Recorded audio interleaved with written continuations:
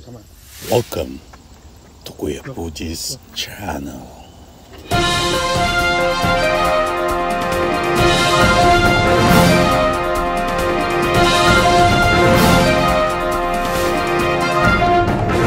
Kwento ng isang aso at ng isang palaka. Umaga na naman at katatapos lang ng isang malakas na ulan. Nagsimula na maglakad ang aso at sa paglalakad nito, nakaugalian na itong lumangha, umamoy ng kung ano-anong bagay hanggang sa may nakita siyang isang palaka. Ayan, inamoy-amoy niya. Ang baho. Palaka. Nilapitan nila. Anong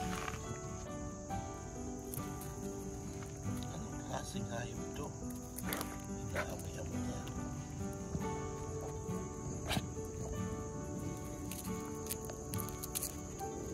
Palaka, tumalon ng palaka. Ayan. At nagulat ng aso. Pinagmamasdan niya ang palaka. Landag na landag ang palaka. Ayan. Talong ka.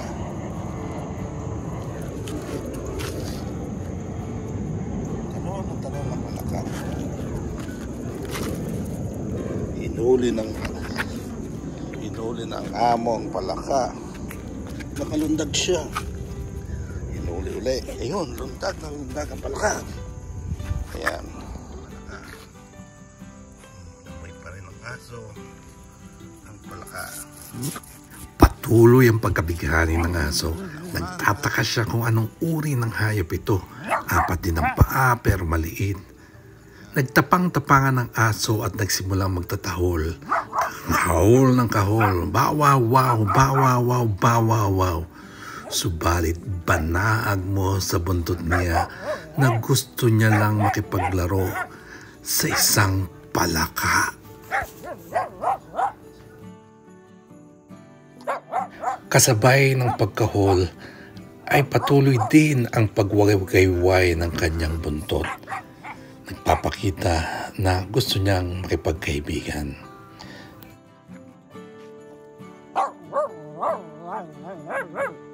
Nang palaunan, hinayaan na lang ng amo na pagmasdan ng aso ang palaka. Kinakaulan niya ito, subalit hindi niya ito sinasaktan.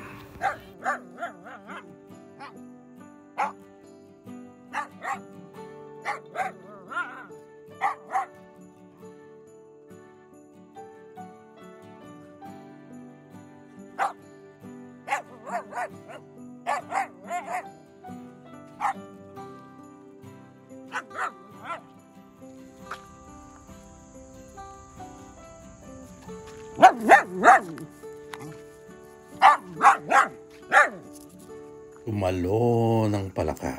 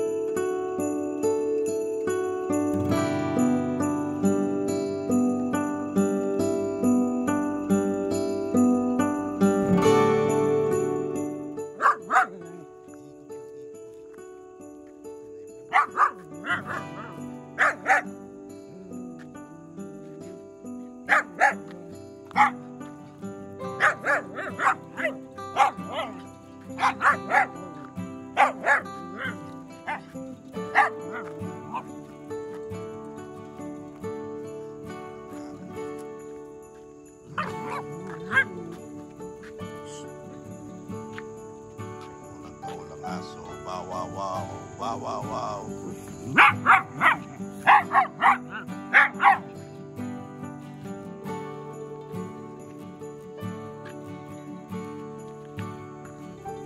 Pilit na rin itong nakakapitan.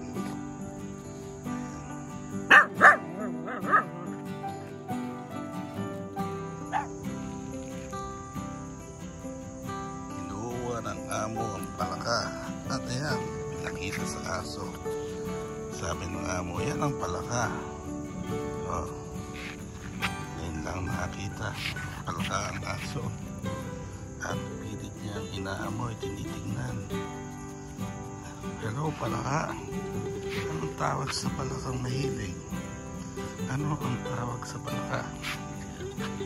Iikot ng ikot. Sabi ng palaka, welcome to Kuya Puji's channel. Bighani ang aso. Inaamoy ang palaka.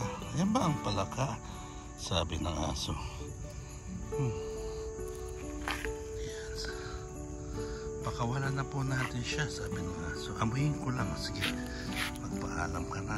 Sabi ng palaka, don't forget to like and subscribe. Ayan. Pinakawala ng amo ang palaka sa damuhan. At ang aso bumalik sa tahanan at nagmuni-muni ito. Maari palang maging kaibigan ng ibang uring hayop. Hindi kailangan nakapareho mo lang ang kaibigan mo.